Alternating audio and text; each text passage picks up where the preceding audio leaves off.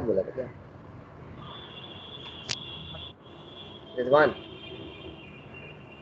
जी बोलिए। ठीक है, कुछ नया बच्चा ज्वाइन किया है, समीना ज्वाइन कर ली है और अनीशा भी आ गई।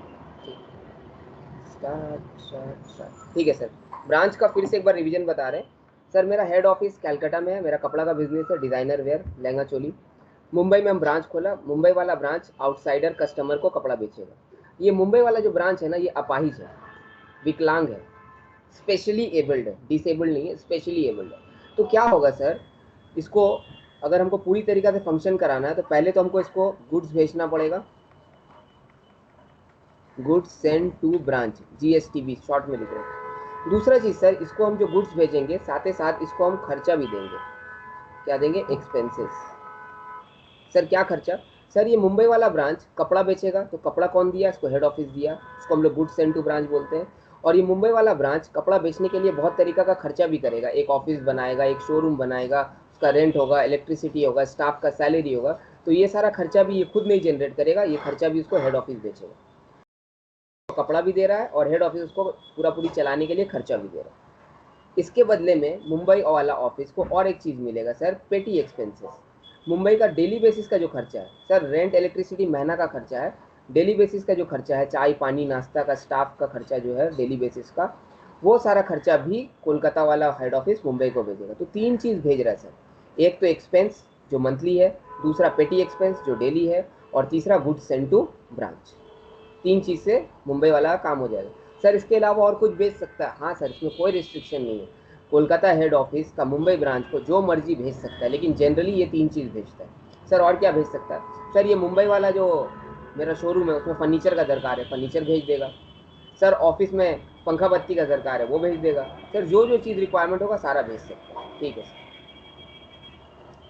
अब ये मुंबई वाला कपड़ा किसको भेजेगा? बाहर वाले को। कैसे बेचेगा सर? या तो कैश सेल में बेचेगा या तो क्रेडिट सेल में बेचेगा। कैश सेल में बेचेगा तो कैश मिलेगा, कैश सेल में बेचेगा तो कैश मिलेगा, और क्रेडिट सेल में बेचेगा तो डेटर मिलेगा। अब वो डेटर से कलेक्शन करना होगा। सर ये जो कैश मिलेगा वो कैश मुंबई वाला ब्रांच हेड ऑफिस को ट्रांसफ़र कर देगा, और ये डेटर से जो कलेक्शन होगा वो कलेक्शन भी ब्रांच मुंबई वाला ऑफिस को ट्रांसफ़र कर देगा। सर और कुछ हो सकता है? और कुछ नहीं हो सकता। तो सिंपली है सर, कोलकाता गुड्स भेजेगा मुंबई को और खर्चा देगा और पेटी एक्सपेंसेस देगा और फर्नीचर देगा, गुड्स को स्टॉक बोलते हैं। बदले में मुंबई वाला उस गुड्स को कैश में बेचेगा या क्रेडिट में बेचेगा। कैश में बेचेगा तो जैसे कैश मिलेगा वो किसको ट्रांसफ़र कर देगा? हेड ऑफिस को ट्रांसफ़र कर देगा। और क्रेडिट में बेचेगा तो डेटर आएगा, डेटर को अल्टीमेटली जो कलेक्शन होगा वो कलेक्शन फ्रॉम डेटर यहाँ भेज देगा। सर ये जो गुड्स भेजा है, ये गुड्स अगर वापस करना हुआ तो गुड्स सेंड टू ब्रांच है, अगर ब्रांच वापस करेगा तो गुड्स रिटर्न फ्रॉम ब्रांच। एक आइटम ये हो सकता है। सर और क्या हो सकता है? सर ये इसको सेल कर रहा है तो आउटसाइडर वाला इसको वापस कर सकता है गुड्स, हाँ वो भी हो सकता है। सर एक नया चीज़, वो सारा आइटम हम लोग देख लेंगे। ध्यान रखना, दो रिलेशनशिप है यहाँ पे, एक कोलकाता और मुंबई का रिलेशनशिप है जो हेड ऑफिस और ब्रांच का रिलेशनशिप है, और एक मुंबई और आउटसाइडर का रिलेशनशिप है जो सेलर और बायर का रिलेशनशिप है, कस्टमर और सेलर का रिलेशनशिप है। ये दोनों रिलेशनशिप को आपको मिक्स नहीं करना है, नहीं तो कॉम्प्लिकेशन होगा। अब सर होता क्या है सर, कोलकाता वाला ब्रांच को अगर कोई गुड्स 100 रुपये में ख़रीदा है, सर ग्रीन पेन मत यूज़ कीजिए, ब्लू पेन यूज़ कीजिए। अगर कोई गुड्स 100 रुपये में ख़रीदा है, उसका कॉस्ट 100 रुपया है, तो कोलकाता वाला ब्रांच को 120 रुपया या 125 रुपया में देता है। इसको बोलते हैं कॉस्ट प्लस 25 में देता है। कितना में दे रहा? Cost plus 25%। Sir cost plus 30 भी हो सकता है, 10 भी हो सकता है, 15 भी हो सकता है, आपसी मामला है, आपसी रिलेशनशिप है, उन लोग का घर का बात है। ब्रांच उस गुड्स को फिर आउटसाइडर को मार्जिन लगा के बेचेगा। सर हेड ऑफिस जो ब्रांच को गुड्स देता है 125 रुपया, इसको इनवॉइस प्राइस बोलते हैं, इसको कॉस्ट प्राइस बोलते हैं, इसको इनवॉइस प्राइस बोलते हैं, और इसको क्या बोलेंगे सर? Selling price. ब्रांच जो है सामने वाला को, ब्रांच जो है सामने वाला को कितना में बेचेगा सर? ब्रांच बेच रहा है, जो ब्रांच का कॉस्ट है उस पर 20%, तो ब्रांच का कॉस्ट को सर इनवॉइस प्राइस बोलते हैं, उस पर 20%। एक तो ये तरीका है कि अगर इनवॉइस प्राइस पे 20% होगा, मतलब 125 का 20%, तो 125 में और 25 कितना हो गया सर? 150, 150 में बेच देंगे सर। ये एक तरीका हुआ। दूसरा तरीका क्या हो सकता है? ब्रांच जो सामने वाला को बेचेगा, ब्रांच जो एचओ का कॉस्ट है उस पर 20%, तो उसमें लिखा होगा कॉस्ट प्लस 20%, तो उस केस में कितना दाम हो जाएगा? 120 रुपया। कॉस्ट 100 रुपया और 20% 120 रुपया। सर ऐसा कभी बेचेगा ही नहीं ब्रांच। ब्रांच को 125 रुपया पड़ेगा और ब्रांच सामने को 120 रुपये बेचेगा, तो ब्रांच को तो लॉस हो जाएगा। आप रेट थोड़ा बढ़ा दीजिए, 40% कर देते हैं तो 140। सर अलग अलग तरीका से क्वेश्चन में डेटा दिया हो सकता है, एक ये तरीका है, एक ये तरीका है, ठीक है सर। इस पे भी तो दिया हो सकता है, सेलिंग प्राइस पे 20%, हाँ वो भी दिया हो सकता है, वो हम लोग देखेंगे समझ आएगा तो, हालांकि अभी तक आया नहीं है। सर हम लोग को मोटा मोटी ब्रांच में क्या होता है वो समझ में आ गया है, समरी। अब हम लोग सम्स कर रहे हैं।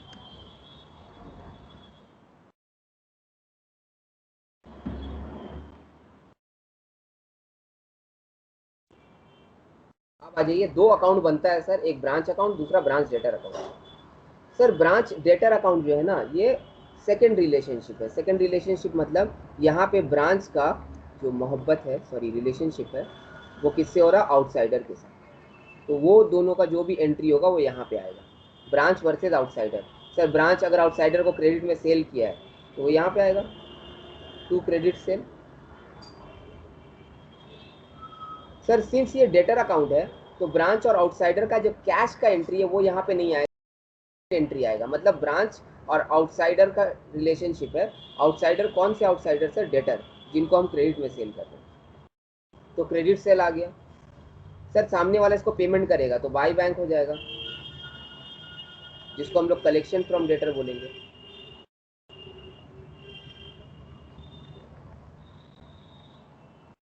सर ओपनिंग बैलेंस हो सकता है डेटर का, टू बैलेंस बीडी, और क्लोजिंग बैलेंस हो सकता है, बाय बैलेंस सी। सर और क्या हो सकता है इन लोगों का बीच में? सर ये आउटसाइडर डेटर ना बैड डेट कर दिया, तो बैड डेट करेगा तो मेरा डेटर घटेगा, इसलिए यहाँ पे एंट्री होगा। सर जब जब डेटर बढ़ेगा तो यहाँ पे एंट्री होगा, जब जब डेटर घटेगा तो यहाँ पे एंट्री होगा। क्लास 11 का कंसेप्ट है, बढ़ेगा यहाँ पे एंट्री, घटेगा यहाँ पे एंट्री। डेटर पेमेंट किया, डेटर घट गया, डेटर पैसा मान लिया, डेटर घट गया। और कैसे डेटर घटेगा? डेटर गुड्स रिटर्न कर दिया सर, और कैसे डेटर घटेगा? डेटर डिस्काउंट मांग लिया सर, और किसी भी तरीका से अगर डेटर घटेगा तो वहाँ पे एंट्री होगा, डेटर बढ़ेगा तो यहाँ पे एंट्री होगा। सर डेटर एक ही तरीका से बढ़ता है, सेल से सर, ठीक। ये है ब्रांच अकाउंट। ब्रांच अकाउंट में क्या होगा? यहाँ पे टू बैलेंस बीडी, बीडी में स्टॉक आएगा, और क्या आ सकता है सर? डेटर आ सकता है, और कुछ आइटम होगा तो आ जाएगा। उसी तरीके से यहाँ पे होगा by balance C D, stock, debtors, और कुछ होना तो हो जाएगा। उसके अलावा जब ब्रांच को हेड ऑफिस गुड्स सेंड करेगा तो यहाँ पे आएगा to goods send to branch.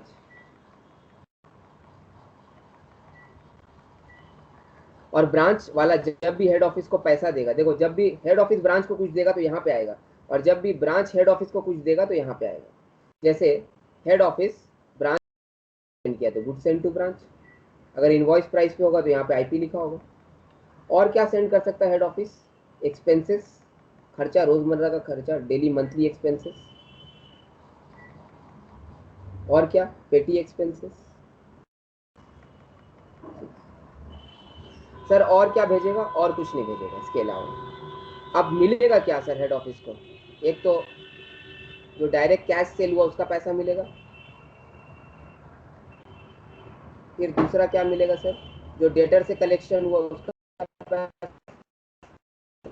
मिलेगा, और क्या मिलेगा सर? ये गुड सेंड किया, अगर गुड रिटर्न करेगा, सॉरी अगर गुड रिटर्न करेगा तो वो आएगा। बस सर, इसके अलावा और कुछ एक्स्ट्रा आने का चांसेस बहुत कम। चलिए सर, मोटा मोटी ब्रांच तो सीख लिया हम लोग। क्वेश्चन करें? सबका परमिशन है क्वेश्चन करें? जी भाई। ठीक है, अब तक जितना ही बताया तुम लोग को ऑलरेडी मालूम था, बस बोर हो रहे थे तुम लोग। चलिए स्टार्ट करें।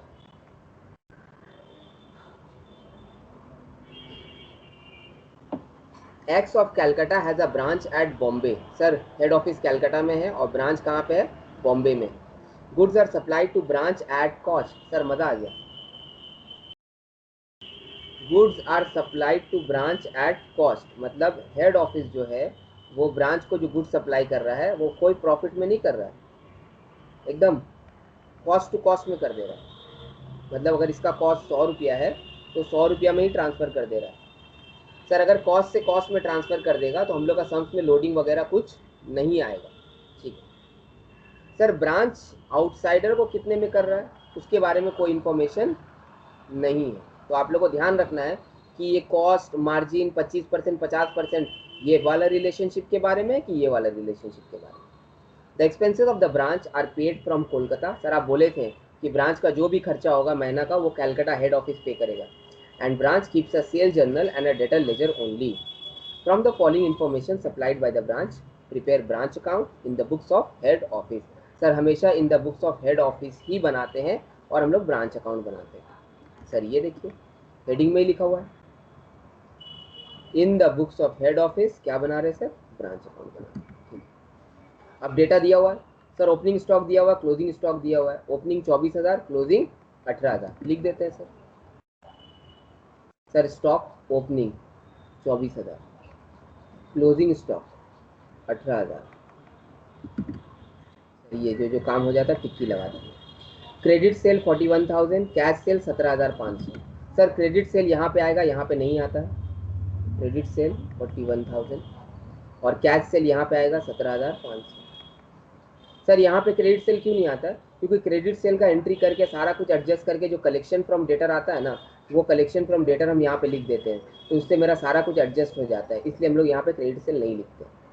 अगर हम लोग यहाँ पे क्रेडिट सेल लिखेंगे तो हमको फिर सारा आइटम लिख के अल्टीमेटली ये फिगर बैलेंसिंग में आना चाहिए, इसलिए हम लोग नहीं लिखते। क्रेडिट सेल हो गया सर, कैश सेल हो गया। रिसीट फ्रॉम डेटर, सर ये कलेक्शन फ्रॉम डेटर है, रिसीट फ्रॉम डेटर मतलब कलेक्शन होता है सर। 37,900, तो sir collection from debtor 37,900। Sir यहाँ पे भी कलेक्शन लिख दीजिए 37,900। सन्ड्री डेटर क्लोजिंग दिया हुआ 9160, तो क्लोजिंग सन्ड्री डेटर लिख देते हैं 9160। सर यहाँ पे भी लिख दीजिए डेटर अकाउंट में 9160। सर ओपनिंग डेटर मिसिंग है भैया, ओपनिंग डेटर मिसिंग चल रहा है। Goods received from HO, sir goods received from HO मतलब होता है गुड्स सेंड टू ब्रांच। क्या होता है, goods send to branch, English का खाली डिफरेंस है। Sir goods send to branch तो हमको पता है 33,160, तो goods send to branch 33,160। Sir ये जो 33,160 है ये इनवॉइस प्राइस है कि कॉस्ट प्राइस है, सर ये कॉस्ट प्राइस में, क्योंकि हेड ऑफिस ब्रांच को कॉस्ट में ही दिया था, हेड ऑफिस ब्रांच को कॉस्ट में दिया, तो यहाँ पे कोई लोडिंग का सम्स है ही नहीं। Expenses paid by HO for branch 10,400। Sir expenses paid by HO for the branch 10,400, तो एक्सपेंसेस कितना हो रहा है सर, 10,400। सर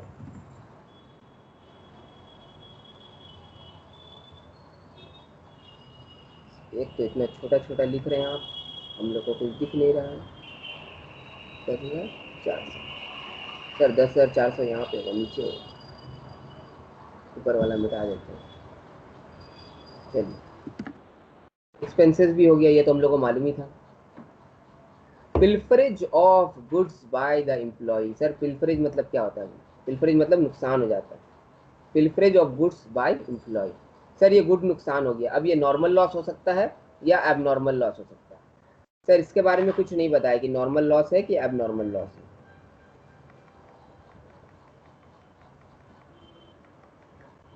सर मेथड 1 में हम लोग नॉर्मल लॉस या एबनॉर्मल लॉस जो होता है उसको कंसिडर नहीं करते हैं, उसको हम लोग इग्नोर कर देते हैं। क्या कर देते हैं, इग्नोर कर देते हैं। अगर ये नॉर्मल लॉस है तो भी इग्नोर होगा, एबनॉर्मल लॉस है तो भी इग्नोर हो जाएगा।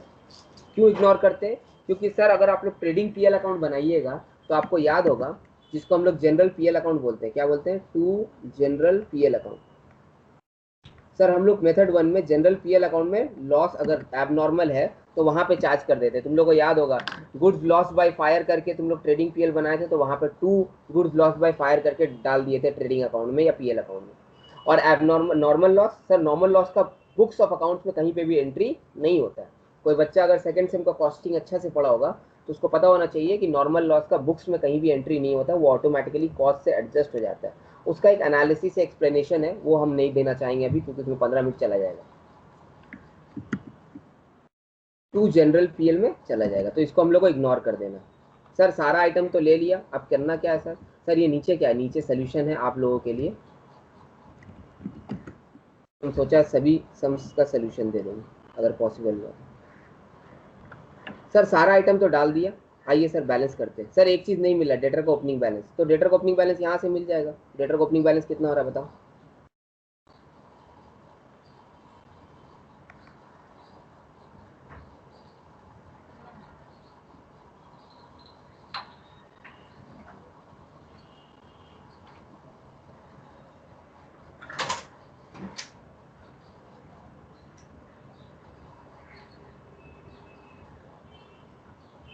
कोई भी बताओ। 6060। 6060 सर डेटर का ओपनिंग बैलेंस। तो ये हो गया अपना बैलेंसिंग फिगर 6060। सर आप यहाँ पे ओपनिंग बैलेंस लिख दीजिए आके 6060। सर ये कहाँ से आया? वर्किंग नोट 1 से आया।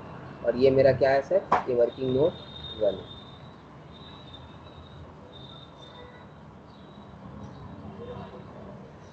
अब मेरा पीएल निकल जाएगा। पीएल कितना होगा?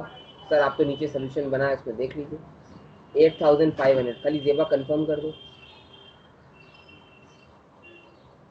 सर ये सम्स में नया क्या था? सिर्फ पिलफरेज। अगर एग्जाम में आ जाता तो तुम लोग लॉस समझ के उसको लिख देते। Note, pilferage of goods whether normal loss और एबनॉर्मल लॉस। अदान हो रहा, स्टॉप कर रहा हूँ।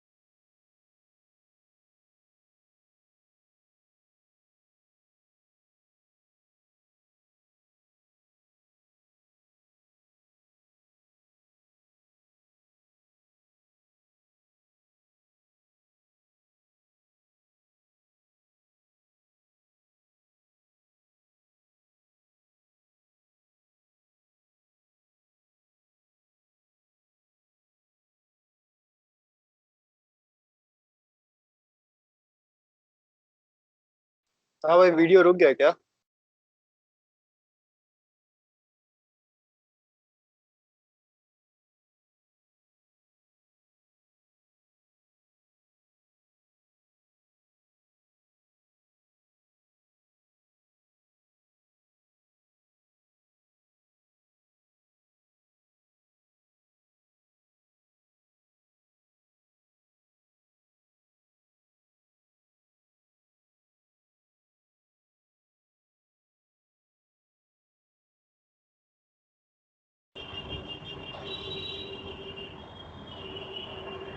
चलिए वापस आ गए। अरे वाह, अटेंडेंस तो अच्छा हो गया। फरद भी आ गई है, प्रियंका भी आ गई है, समीना भी आ गई है। अच्छा रिजवान, एक बार जो जो बच्चा आया हुआ है ना, तुम अपना फ़ोन से स्क्रीनशॉट ले लो और हमको सिर्फ व्हाट्सएप कर देना। ओके क्लास भाई। रिज्यूम कर रहे हैं। सर इस टर्म्स में एक ही चीज़ सीखा, पिल्फरेज ऑफ गुड्स का, उसको हम लोगों को इग्नोर कर देना है मेथड 1 में। Pilferage of goods whether normal loss और एब नॉर्मल सर लॉस। हाँ, वो पीएल अकाउंट में सर 8940 आ रहा है। 8940 आ रहा है बैलेंस करके। आना भी चाहिए 6060। जी सर।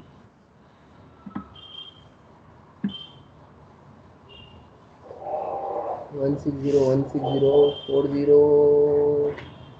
9160 कितना हो रहा है? 40 ना। 8940 हो रहा है। 8940। उसका बच्चा का टाइपिंग में कुछ गलती किया है क्या? होना तो नहीं चाहिए। 500 और 37,900 और यहाँ 18,9160, 18,9160, 24,6060, 24,6060, 33,160, 10,400। अच्छा एक गलती हुआ मुझसे, एक करेक्शन कर लेते हैं।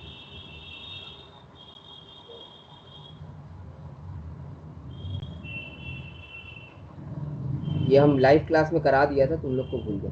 सर ये गुड सेंड टू ब्रांच 33,600 होगा। क्वेश्चन में आपका टाइपिंग एरर की वजह से वो 33,160 होगा। ठीक है, तो ये 33,600 होगा। एक काम करते, हम भी अपना करेक्शन कर ही लेते, 2 मिनट तो लगेगा। हाँ सर अब आ गया 8500।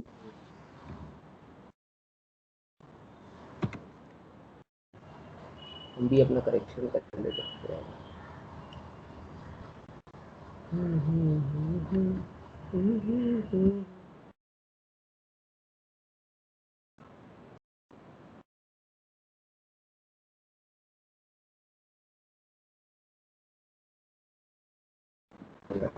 Question number 33,600।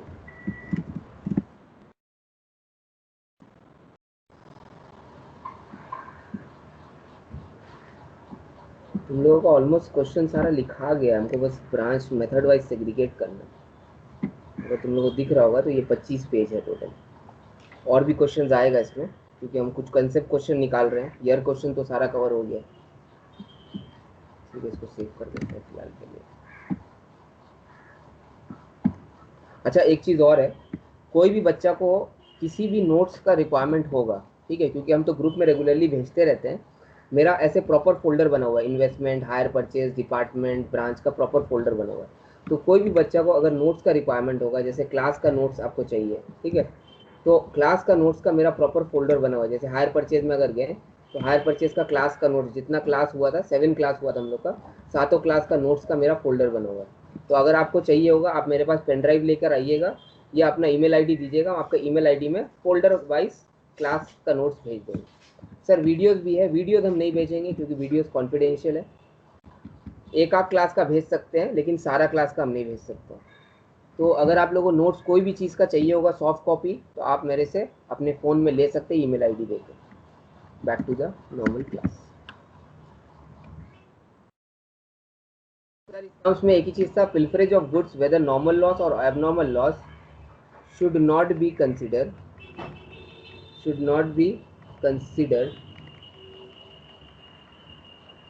while preparing branch account. Sir इसमें हम लोग लिख सकते हैं कि एबनॉर्मल लॉस को हम लोग को पीएल में चार्ज करना चाहिए, बट उतना लिखने का जरूरत नहीं है, इतना नोट काफी है। क्वेश्चन नंबर 1 हम लोग का मतलब 7 हो गया। अब हम लोग नेक्स्ट क्वेश्चन में जा रहे हैं।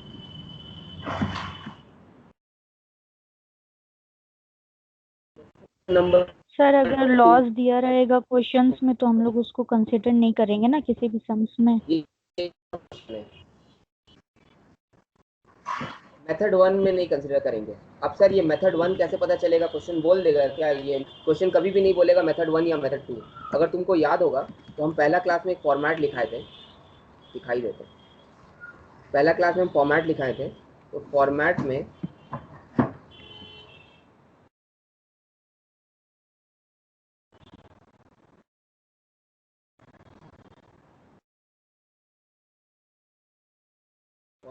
हम लिखवा दिए थे कि normal loss abnormal loss shall not be consider. कहाँ गया? ऊपर में लिखा है।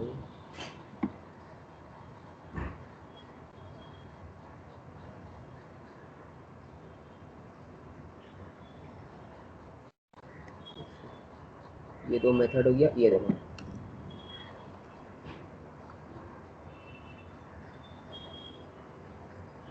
Under synthetic method normal and abnormal loss will not be consider. और अभी तो हम लोग मेथड 1 जो पढ़ रहे वो सिंथेटिक मेथड है।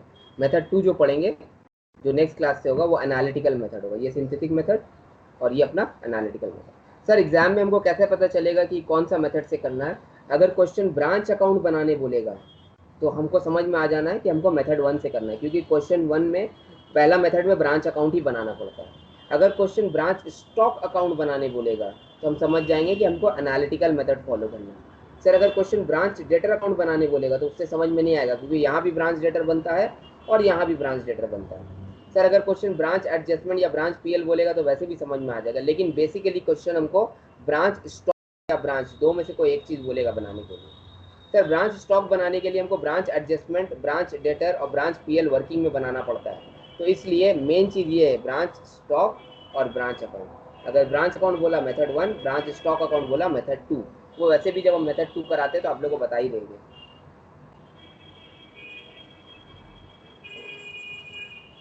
अब आ जाते हैं हम लोग नेक्स्ट क्वेश्चन में।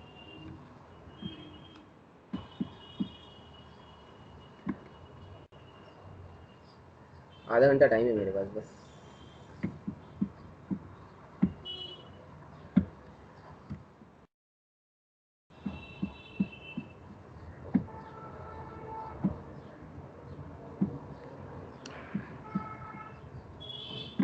आधा घंटा में 2 क्वेश्चन कराना है। चलिए सर कर ही लेंगे।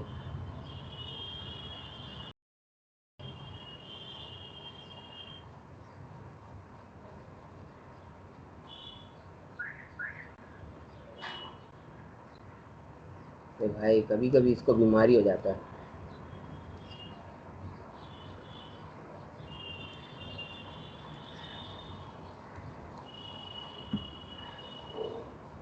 ये हो गया है बीमार, इसको बंद करना पड़ेगा, फिर से स्टार्ट करना पड़ेगा।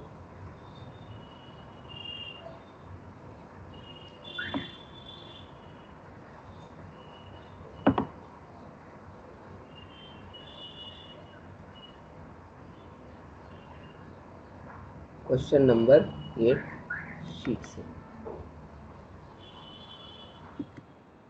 सर इस क्वेश्चन को हम लोग को 15 मिनट के अंदर करना है, 15 मिनट से ज़्यादा नहीं लेंगे। ये क्वेश्चन अच्छा है, थोड़ा ध्यान देना sir. The head of a company invoices goods to Shillong branch at cost. Sir यहाँ पे भी कॉस्ट पे ही ट्रांसफर हो रहा है, मतलब हेड ऑफिस जो है वो अपने कॉस्ट पे इनवॉइस कर रहा है।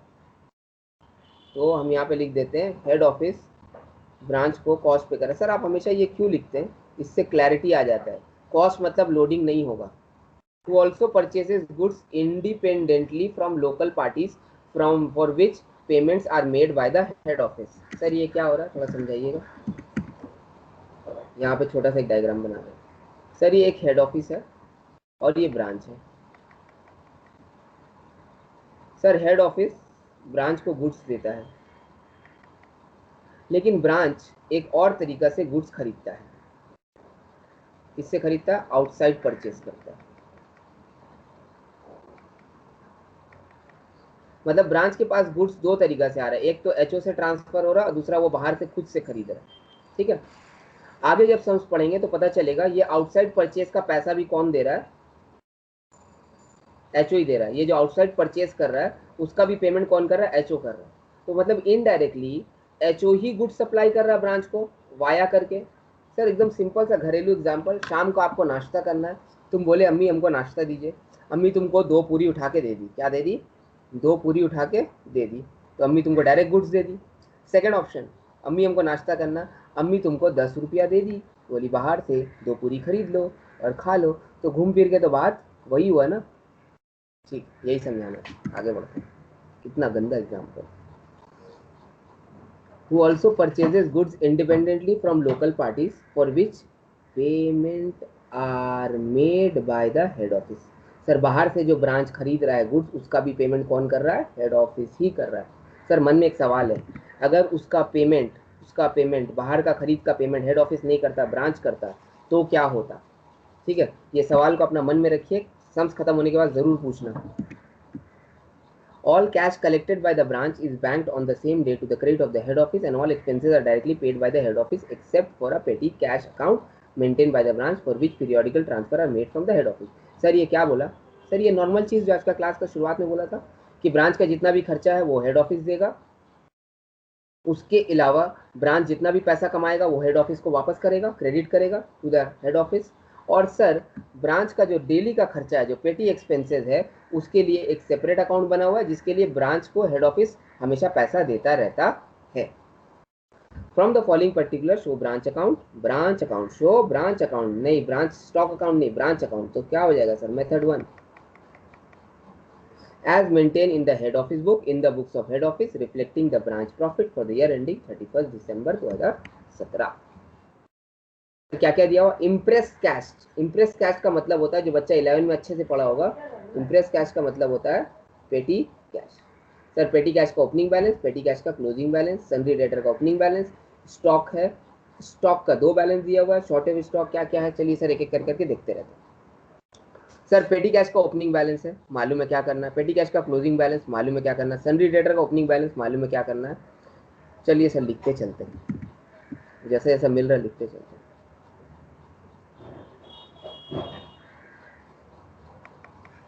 To balance BD, to balance BD.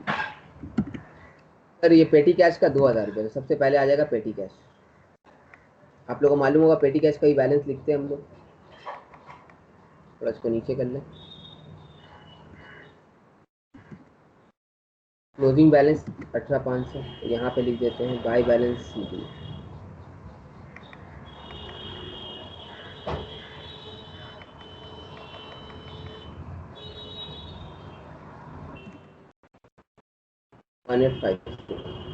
Sundry debtor का 25,000 ओपनिंग, ये हो गया डेटर।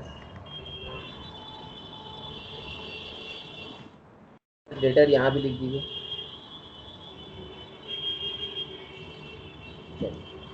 ये इसका काम हो गया, इसका काम हो गया, इसका काम हो गया। सर इसको 2 जगह लिखते, 2 स्टॉक। सर स्टॉक में 2 कैटेगरी है, एक तो जो गुड्स सेंड टू स्टॉक है और दूसरा डायरेक्टली परचेज है, दोनों स्टॉक दिया हुआ है। सर अभी अभी आप समझाएं हम लोगों को कि डायरेक्ट हम नाश्ता अम्मी हमको दे दे या अम्मी हमको पैसा दे हम बाहर से खरीदे, दोनों बात बराबर है, दोनों का बात एक ही है, वाया होके जाए या ऐसे जाए दोनों बात एक ही है। तो उस केस में हम दोनों को टोटल करके ही लिखेंगे।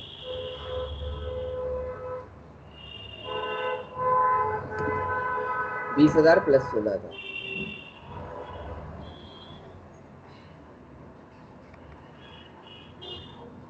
सर ये नया चीज़ सीख रहे हैं।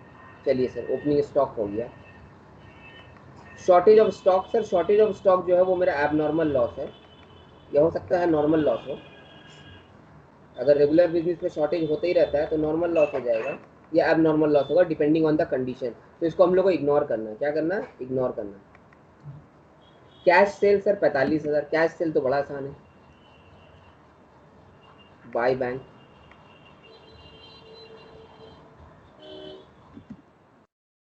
क्रेडिट सेल 1,30,000, तो क्रेडिट सेल तो यहाँ पे आएगा।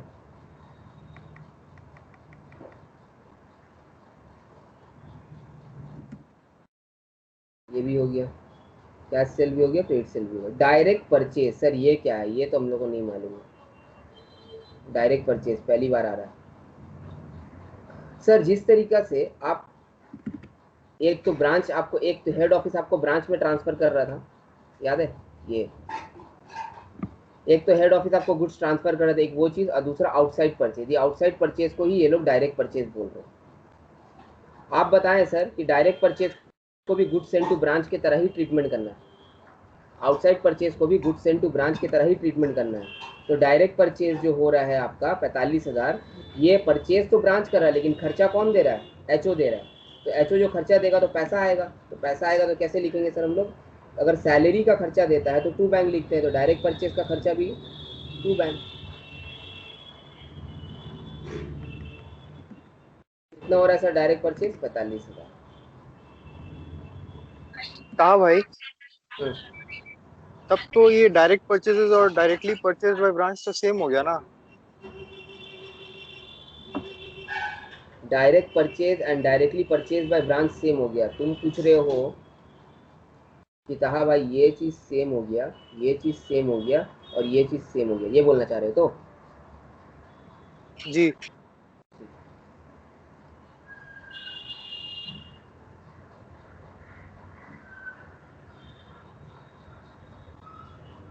अच्छा समझ गया समझ गया। ठीक है। बाकियों के लिए बता दे रहे कि सर ये जो है ये ओपनिंग स्टॉक है, आप जो डायरेक्टली परचेज कर रहे हैं उसका ये ओपनिंग स्टॉक है, और आप जो डायरेक्टली परचेज कर रहे हैं उसका ये क्लोजिंग स्टॉक है, और ये साल का शुरुआत, साल का बीच का परचेज है। तो ओपनिंग स्टॉक, क्लोजिंग स्टॉक और ये परचेज, ठीक है। जैसे स्टॉक का ओपनिंग होता है, स्टॉक का क्लोजिंग होता है, और गुड्स सेंड टू ब्रांच वाला एक चीज होता है जो सर यहाँ पे आपका गुड्स सेंड टू ब्रांच, तो ये ड्यूरिंग द ईयर वाला चीज है, ठीक। तो ये ड्यूरिंग द ईयर आपको मालूम है सर, अगर गुड्स सेंड टू ब्रांच है 50,000, goods send to branch from HO 50,000, तो उसको आप क्या लिखते हैं, ऐसे लिखते हैं to goods send to branch. अगर गुड्स सेंड किए हैं तो गुड्स सेंड टू ब्रांच लिखते हैं 50,000, और गुड्स खरीदने का अगर पैसा दे दिए हैं, डायरेक्ट परचेज के लिए पैसा दे दिए, तो टू बैंक 45,000। ट्रीटमेंट तो एक ही हो रहा है सर, यहाँ 50 यहाँ 45, दोनों टू में लिखा रहा है, बट यहाँ पे बैंक लिखाएगा, यहाँ पे गुड्स लिखाएगा, क्योंकि यहाँ पे पैसा नहीं मिला है, यहाँ पे गुड्स मिला है, और यहाँ पे पैसा मिला है खरीदने के लिए, ठीक है सर। तो ट्रीटमेंट एक ही होगा, डायरेक्ट परचेज और गुड्स सेंड टू ब्रांच का ट्रीटमेंट एक ही होगा। कर दिया सर इसका भी ट्रीटमेंट। रिटर्न फ्रॉम कस्टमर, ध्यान से सुनना सर, रिटर्न फ्रॉम कस्टमर किसका रिलेशनशिप है, हेड ऑफिस और ब्रांच का रिलेशनशिप है या कस्टमर और ब्रांच का रिलेशनशिप है, कौन बताएगा। कस्टमर कस्टमर और और ब्रांच का। ब्रांच। कस्टमर और ब्रांच का रिलेशनशिप है, और आप बताए थे सर कस्टमर और ब्रांच का रिलेशनशिप का एंट्री यहाँ पे होता है, हेड ऑफिस और ब्रांच का रिलेशनशिप का एंट्री यहाँ पे होता है। तो अगर गुड्स रिटर्न फ्रॉम कस्टमर है सर, वो सेल रिटर्न है, और सेल रिटर्न से क्या होता है सर, मेरा डेटर कम हो जाता है, तो यहाँ पे लिखेंगे हम लोग बाय सेल्स रिटर्न। आज का क्लास का शुरू में भी बताया था, और अगर आप लोग पहला क्लास का फॉर्मेट खोलिएगा तो वहाँ पे भी मिल जाएगा बाय सेल रिटर्न, ठीक है sir. Transfer from HO for petty cash expenses, कितना, 2,500 सर, ये थोड़ा समझाइए हम लोग को। एक तो ये चीज़ पेटी कैश का ओपनिंग, पेटी कैश का क्लोजिंग, पेटी कैश का ओपनिंग, पेटी कैश का क्लोजिंग, और ये ट्रांसफर फ्रॉम एचओ, ये क्या चीज़ है, ये थोड़ा बताइए। कहाँ बताए, कहाँ बताए, कहाँ बताए, स्पेस नहीं है, यहीं पे बताते हैं, हाँ बताते हैं सर। एक छोटा सा पेटी सर कैश, ये भी तो वही हो गया जैसे direct purchase during the year था, ये भी ड्यूरिंग द ईयर हो गया। सर एक पेटी कैश अकाउंट बनाते हैं, इससे पहले भी एग्जाम्स में आप पेटी कैश अकाउंट बनाए थे, देवा बोल रही है, बट उसको थोड़ा एक्सप्लेन करना होगा, बच्चा कंफ्यूज हो जाता है। सर पेटी कैश को ओपनिंग और क्लोजिंग लीजिए 2,1850, तो पेटी कैश का डेबिट बैलेंस ही होता है, क्योंकि कैश भी डेबिट बैलेंस होता है, तो to balance B D by balance C D, ये हो गया 2,000 और ये हो गया 1850। सर ये दोनों का काम हो गया। Transfer from H O for petty cash expense 2,500, sir head office branch को 2,500 रुपया दिया पेटी कैश का खर्चा के लिए। सर पेटी कैश का यहाँ पे बढ़ता है और यहाँ पे घटता है, क्योंकि पेटी कैश डेबिट बैलेंस है। तुम बताओ, अगर हेड ऑफिस हमको 2,500 रुपया और दे देगा, मेरे पास साल के शुरुआत में 2,000 रुपया है, और हेड ऑफिस हमको 2,500 रुपया और देगा, तो हम यहाँ पे एंट्री करेंगे कि यहाँ पे करेंगे, डेबिट में डेबिट करेंगे कि साइड। क्रेडिट, डेबिट में करेंगे, गुड। और क्या लिखेंगे, टू बैंक, क्योंकि मेरे पास पैसा आया है, कितना आया, 2,500। अब ध्यान से सुनना सर, 2,000 रुपया मेरे पास पहले से था, 2,500 रुपया मेरे पास आया, टोटल मेरे पास 4.5 होना चाहिए था, लेकिन जब रात में जेब टटोल रहे हैं तो 1850 रुपया, तो बाकी पैसा क्या किए होंगे? खर्चा बाकी क्यों है? खर्चा किए होंगे, तो उसको क्या लिखेंगे? बाय पेटी एक्सपेंसेस, बाय पेटी एक्सपेंसेस। कैश में ही हुआ होगा या बैंक में हुआ होगा? सर पेटी कैश है तो कैश में ही होगा। कितना होगा सर? 4.5 से 1850 चला गया, 2650। Yes sir. ठीक है, अब ध्यान से समझना इसको। हाँ सर, इससे पहले वाला भी एग्जाम्स में आप बनाए थे ये वाला लेजर। हमको कौन सा फिगर से लेना देना है? हमको इस फिगर से लेना देना है। क्यों सर? क्योंकि हेड ऑफिस ब्रांच को कितना पैसा दे रहा है हमको उसका उसका कंसर्न है, और ब्रांच हेड ऑफिस को कितना वापस कर रहा है हमको उसका कंसर्न है। ब्रांच कितना खर्चा किया नहीं किया उससे हमको कोई लेना देना नहीं है, वो ब्रांच के बुक में जाएगा, इन द बुक्स ऑफ ब्रांच में जाएगा। इन the books of head office में हेड ऑफिस ब्रांच को कितना पैसा भेजा है वो जाएगा। तो हमको ये 2,500 रुपया जो है वो यहाँ पे लिखना है टू बैंक। साढ़े जैसे 45,000 लिखा है वैसे ही टू बैंक करके हमको 2,500 लिखना पड़ेगा। तो हम यहाँ पे ऐसे करके पेटी कैश लिख दिया। कितना सर? 2,500। इससे पहले वाला सम्स में जो हम लोग लेजर बनाया था उस सम्स में क्या हुआ था पता है तुम लोग को? उस सम्स में हमको ये वाला फिगर दे दिया था, ओपनिंग दे दिया था, क्लोजिंग दे दिया था, और ब्रांच कितना खर्चा किया वो बताया था। इसलिए हम लोग वहाँ पे लेजर बना के ये वाला फिगर बैलेंसिंग निकाला था।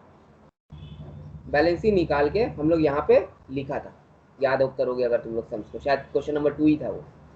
लेकिन इस सम्स में हमको डायरेक्टली बता दिया कि 2,500 हेड ऑफिस ब्रांच को दिया है, तो हम 2,500 यहाँ पे लिख देंगे। हमको ये वर्किंग बनाने का कोई ज़रूरत नहीं है, क्योंकि हमको ये फिगर का कोई काम ही नहीं है, ये फिगर का हमको कोई काम ही नहीं है, 2650 का कोई काम ही नहीं है। किसी को इस वाले कंसेप्ट में दिक्कत है क्या?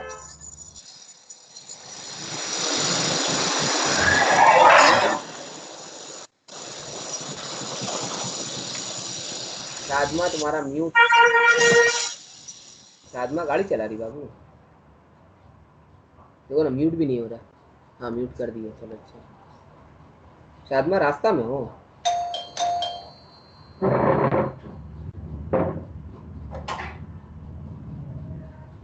ठीक है sir, back to the class. 15 minute में आपको खत्म करना, तो 2 ही मिनट बाकी है। सर पेटी कैश लिख दिया 2,500, आगे बढ़ रहे हैं।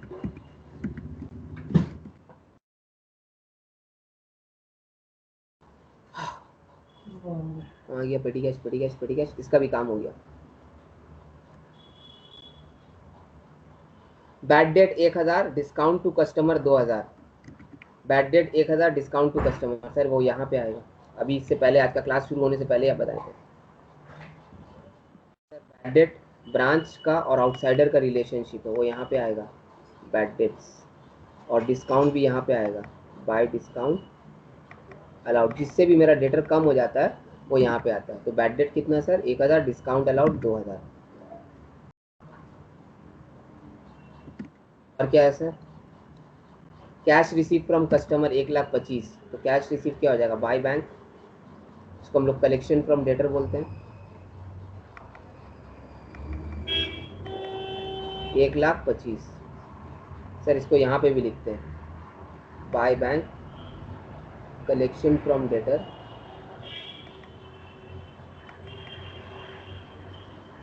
1,25,000। उसके बाद branch expenses 30,000। Sir branch expenses का जगह नहीं हो रहा, कहाँ लिखें? यहीं पे लिखना होगा, और कहाँ लिखेंगे? इसको मिटा देते, नीचे कर देते हैं, ब्रांच एक्सपेंसेस लिख देते हैं।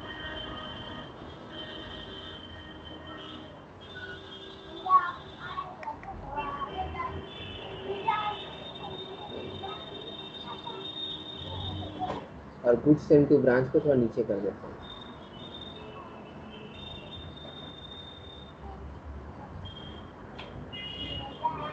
$50,000 था जहाँ हमको याद है। ठीक है सर, क्लोजिंग में क्या होगा? क्लोजिंग स्टॉक में 15,000 और डायरेक्ट परचेज 12,000। आप बताए थे जैसे ओपनिंग में प्लस करे थे वैसे क्लोजिंग में भी प्लस कर दीजिए। तो क्लोजिंग स्टॉक कितना हो जाएगा सर? स्टॉक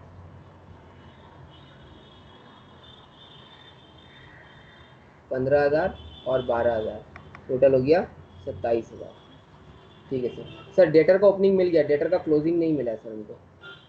सर डेटर का क्लोजिंग कहाँ से मिलेगा? वर्किंग नोट 1 से मिलेगा। सर वर्किंग नोट 1 कौन सा, ये बगल में जो बना रहे हैं इसको, ये अपना वर्किंग नोट 1।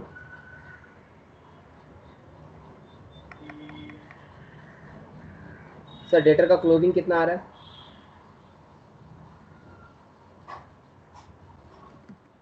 तो बताओ, तब तक हम चोरी करते क्वेश्चन से। 24,000 है सर। 24,000 है आपका जवाब, बिल्कुल सही है। आप जीतती हैं 1,00,000 मिंत्रा पॉइंट्स। कुछ नहीं मिलता है, मिंत्रा में कोई शॉपिंग करता है? मिंत्रा पॉइंट्स का कभी कोई हक लगाया जी। है अभी? मिंत्रा पॉइंट्स हक लगता है? हम तो जब भी खरीदते हैं हमको पॉइंट्स कभी रिडीम ही नहीं करने देता ये लोग। अरे वो कूपन देता था भाई, उसको यूज करना पड़ता है। तो आप, मतलब होता है ना फायदा के वो लिए और खर्चा करें चेकआउट ना, के टाइम। हाँ, तो नहीं चेकआउट के टाइम करेंगे। आपको वो अप्लाई कूपन करना रहता है जाके। ये नशा नशा, ये लोग नशा लगवाता है और कोई बात नहीं। जैसे रिया चक्रवर्ती नशा करती है एज पर अर्नब गोस्वामी, वैसे मिंत्रा हम लोग से नशा करवाता है। ठीक है सर, सारा कुछ तो लिख दिया, कुछ छूटा नहीं है, अब बैलेंस कर दें। सर लोडिंग अनलोडिंग करेंगे इस सम्स में? लोडिंग अनलोडिंग करेंगे, जल्दी बताओ। नहीं सर, नहीं। क्योंकि ये नहीं कॉस्ट करेंगे है। क्योंकि कॉस्ट पे ट्रांसफर हो, तो टू जनरल पीएल अकाउंट। कितना हो रहा बैलेंस देखो? 8350। 8350। यहाँ पे 32350 दिखा रहा है। क्या लेते? 2,000, 25,000, 36,000, 2,025, 45, 30, 2,500, 45, 2,500, 30 और फिर 50,000, 50,000। यहाँ पे 45, 125, 1850, 45, 125। अच्छा ये क्लोजिंग बैलेंस हम लिख दिया क्या? हाँ 1850, 27, 24। तुम्हारा कैलकुलेशन में गलती है।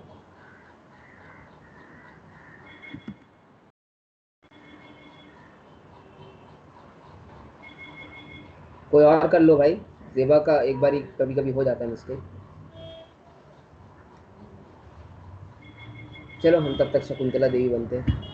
25, 36, 50, 61, 63, 63, 108, 1,10,000, 1,10,000, ये 50 है। हाँ नहीं नहीं, ये कितना है?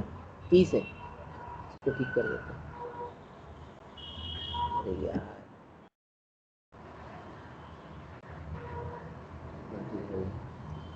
1,10,000, 1,40,000, 1,40,000, 1,80,000, 1,90,000, 190, 500।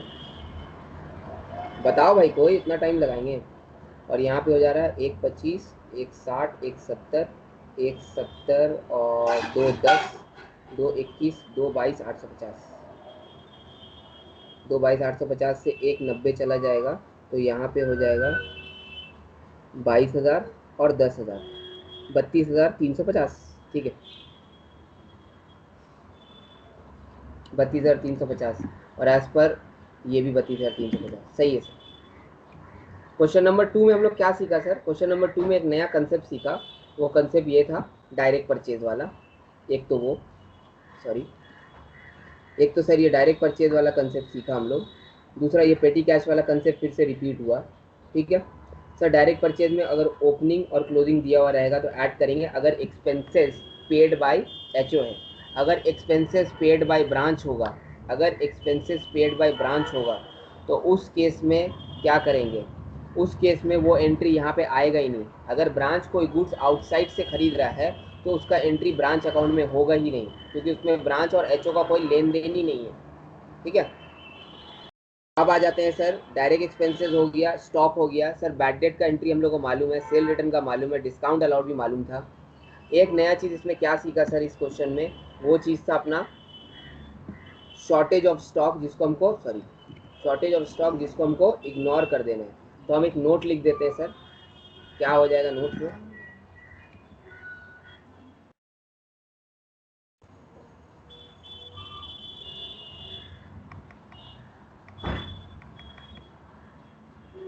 Under this method shortage of stock will not be considered, will not be considered। Sir ये नोट लिखना जरूरी है? हाँ नोट लिखना जरूरी है। नेक्स्ट क्वेश्चन में चल रहा है, आज का लास्ट क्वेश्चन है, करके खत्म करेंगे। 10 मिनट में खत्म करना है सर ये क्वेश्चन, ये मेथड भी खत्म हो जाएगा हम लोगों का। उसके बाद एक अनाउंसमेंट है। SP who carried on a retail business opened a branch X on 1st January 2018 where all sales were on credit sale. Sir वाह क्या बात है, जो भी सेल है वो क्रेडिट सेल है। मतलब सर यहाँ पे कैश सेल कुछ है ही नहीं, सिर्फ क्रेडिट सेल है। All goods required by the branch were supplied from the head office, ये तो हमेशा होता है sir, and were invoice to the branch at 10% above cost.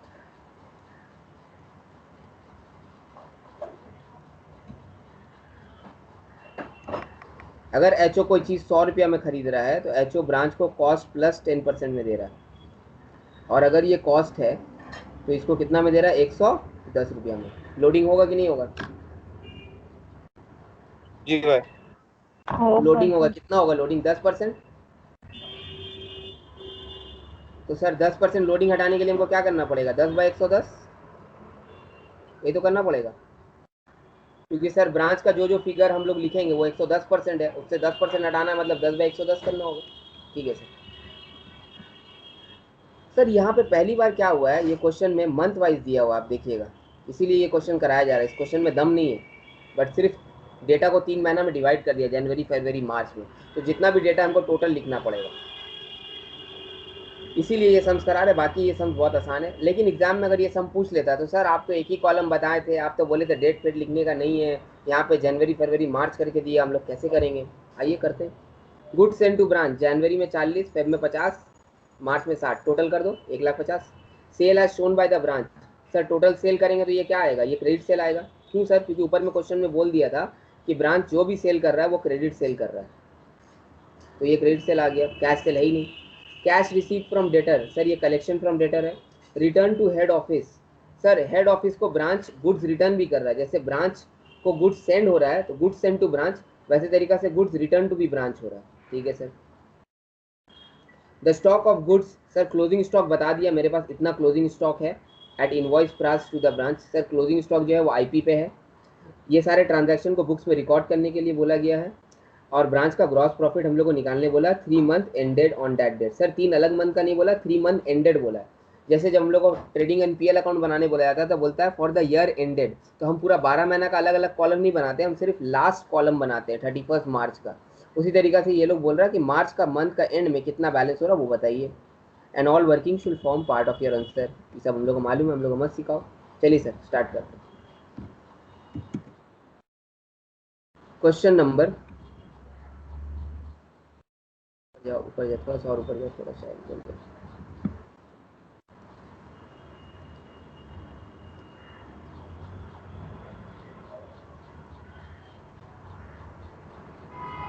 ये हो जाएगा अपना क्वेश्चन नंबर 9।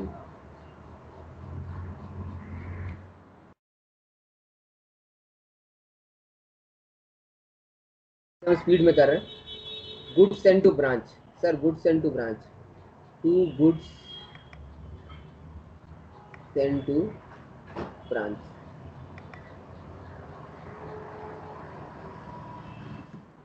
कितना गुड्स सेंड किया, 40 50 60।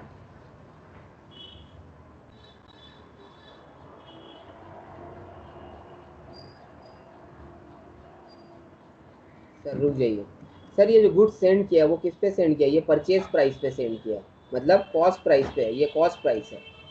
जितना में ब्रांच, जितना में हेड ऑफिस खरीदा है वो है ये, तो ये जो है ये कॉस्ट में दिया हुआ, जबकि हम लोग को मालूम है कॉस्ट प्लस 10% में होगा। कितना होगा, कॉस्ट प्लस 10%। ये हमेशा हम लोग इनवॉइस प्राइस में लिखते हैं, ये जो हम लोग यहाँ पे लिखते हैं गुड्स सेंड टू ब्रांच, ये हमेशा हम लोग इनवॉइस प्राइस पे लिखते हैं, आईपी प्राइस जिसको हम लोग बोलते हैं, है ना।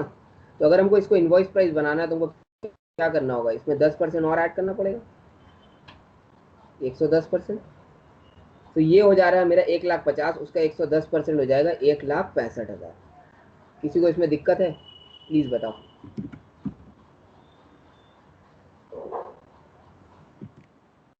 1,65,000 क्यों लिखा?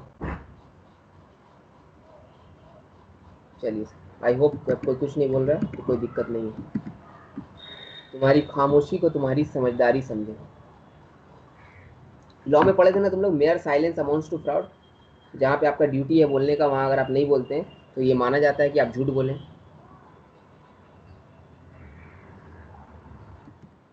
हम लोग से पढ़ाई लिखाई का बात मत कीजिए। Sales as shown by the branch monthly report, sales as shown by the branch monthly report. Sir credit sale है, क्रेडिट सेल यहाँ पे लिखेंगे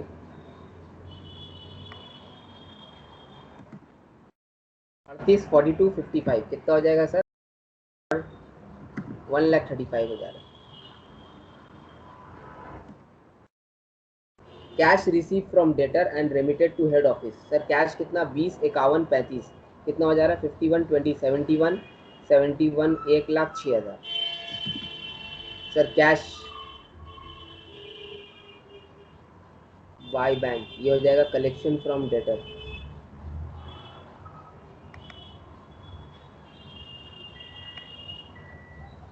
एक लाख 6,000, तो यहाँ पे हो जाएगा by bank collection from debtors 1,06,000, 1,06,000 ही था ना, 86 था। तो सर ये भी हो गया, ये भी हो गया, ये भी हो गया। Return to head office. Sir ये जो गुड्स सेंड किया था वो कॉस्ट प्राइस दिया था, लेकिन जो गुड्स रिटर्न कर रहा है वो इनवॉइस प्राइस है, तो उसमें हम लोग को फिर 10% ऐड करने का ज़रूरत नहीं है। रिटर्न टू हेड ऑफिस का एंट्री क्या होगा? सर जब गुड्स सेंड करते हैं तो यहाँ पे एंट्री होता है, जब गुड्स रिटर्न करेंगे तो यहाँ पे एंट्री होगा। तो by goods return to head office कितना सर? 1200, 600, 2400 कितना हो जा रहा है? 4,200। और सर ये इनवॉइस प्राइस पे ही है, ये already IP price. Return to head office का भी एंट्री हो गया। स्टॉक बोल रहा है कि लास्ट में स्टॉक कितना है? 53,400, और स्टॉक भी मेरा इनवॉइस प्राइस पे ही है, तो स्टॉक लिख देते हैं बाय बैलेंस सीडी।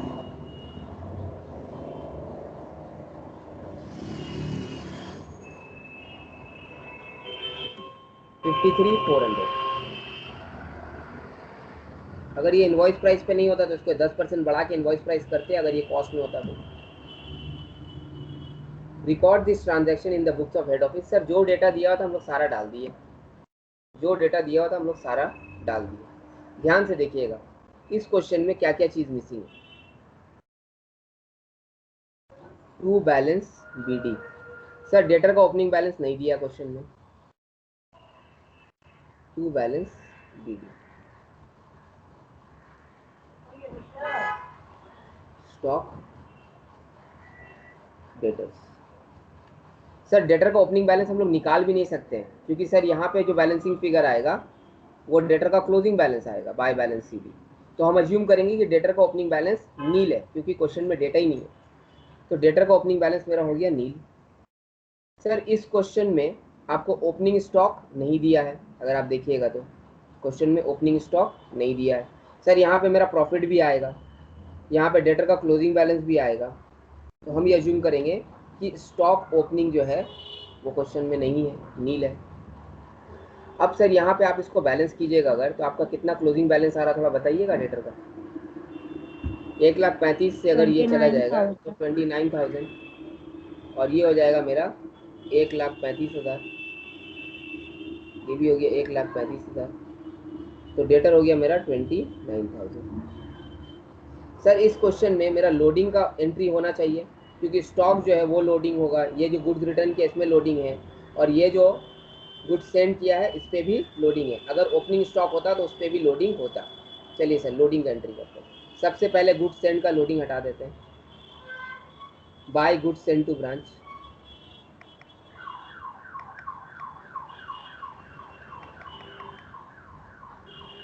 लोडिंग कितना हो जाएगा sir? Loading goods send to branch का 1,65,000 है, 15,000 होगा सर, 15,000 तो बढ़ाया था,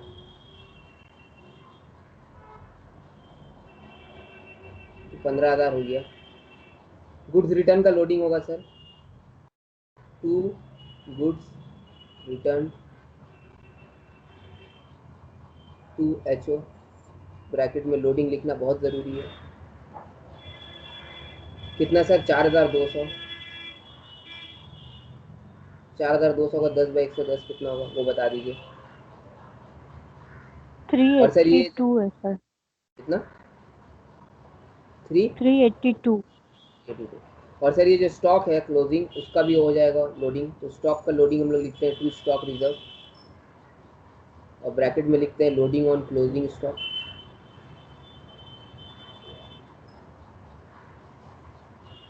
$53,400 का 10/110, और लास्ट में आ जाएगा मेरा प्रॉफिट।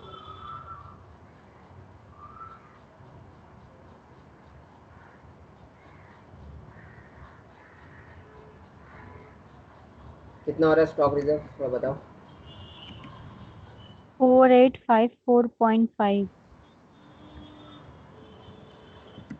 4855 हो जाएगा।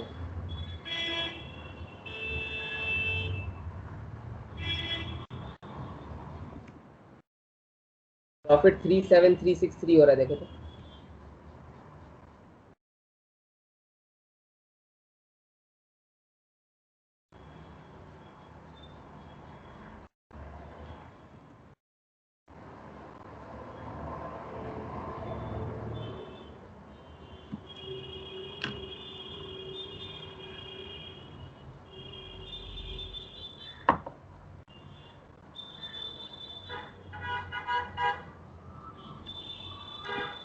अरे बताओ।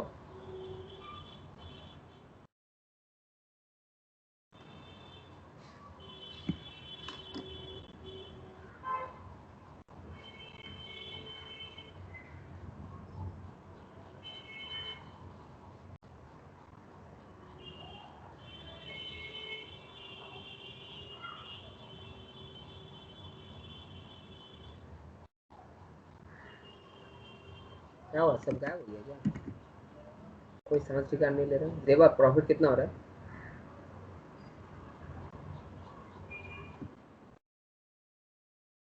सर बता रहे।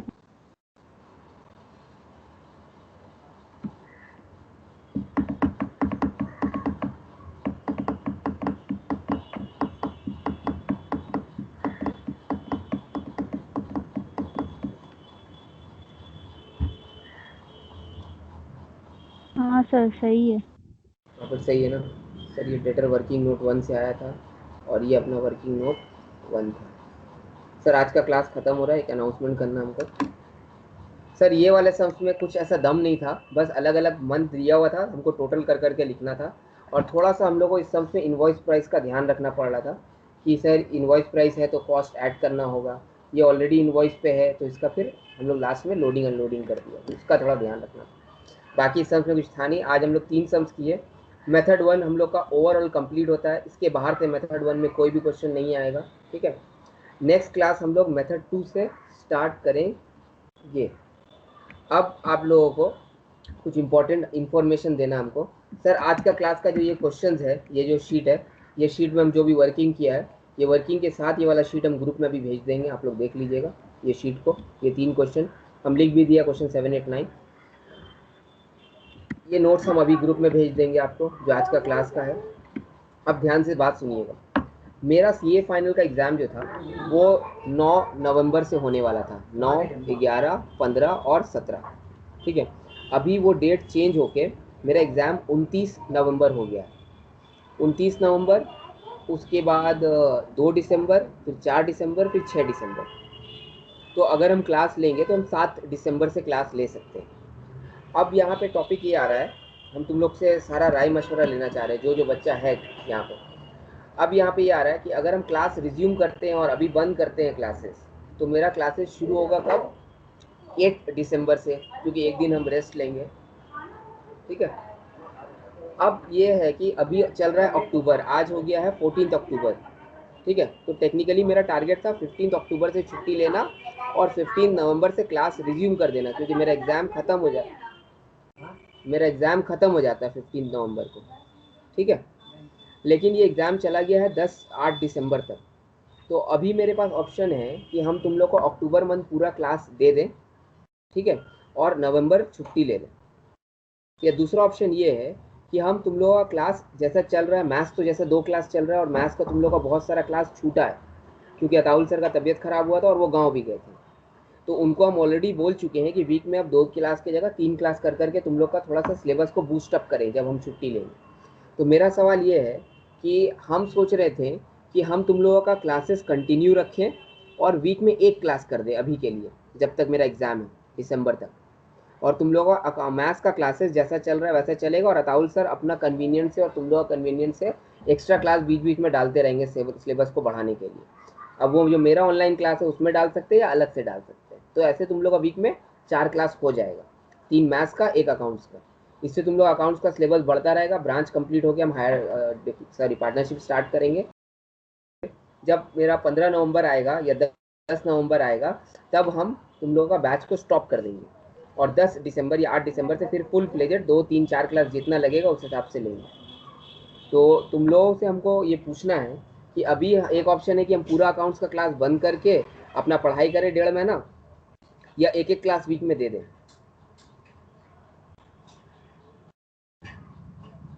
सबसे पर्सनली पूछते हैं। शादमा, तुम्हारा क्या रिव्यू है?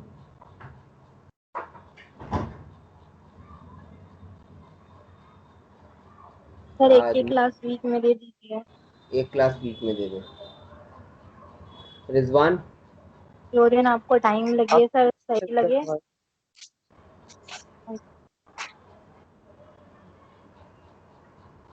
रिजवान तुम्हारा आवाज नहीं आ रहा। आपको जैसा, हाँ आपको जैसा सही लगे वैसा करिए आप। सेबा, सर आपको जैसा ठीक लगे। सबका वही जवाब आएगा। समीना,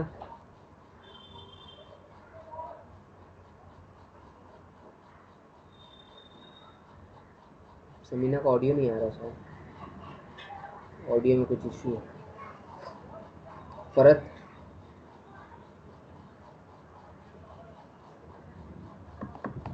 सर लेकिन अगर एक एक दे देने से हम लोग भूलेंगे नहीं चैप्टर जो भी पढ़ाया गया है, हम भी ऐसा वही हो सोच रहे सकता हैं है, कि हम अभी तुम लोग का एक एक क्लास वीक में कर वरना देते हैं, पूरा भूल ठीक के है? रह जाएंगे। और तुम लोगों को हम एटलीस्ट 10 नवंबर तक हम इसको खींचते हैं, ठीक है? एक एक क्लास करके, जैसे तुम्हारा मैथ्स हो रहा होते रहेगा, और अकाउंट्स वीक में एक क्लास करके हम इसको 10 नवंबर तक खींच देते हैं, ठीक है? 10 नवंबर से हम पूरा संन्यास ले लेंगे, 1 महीना एकदम अपना हिसाब से पढ़ाई करेंगे, और उसके बाद नवंबर में जब दिसंबर में हम आएंगे 7-8 तारीख को, तो फिर हम प्रॉपरली तुम लोगों को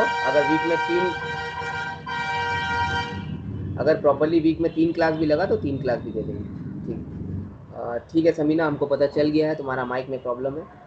तुम लोगों का सिलेबस 50% कंप्लीट हो गया अगर ब्रांच हो जाएगा।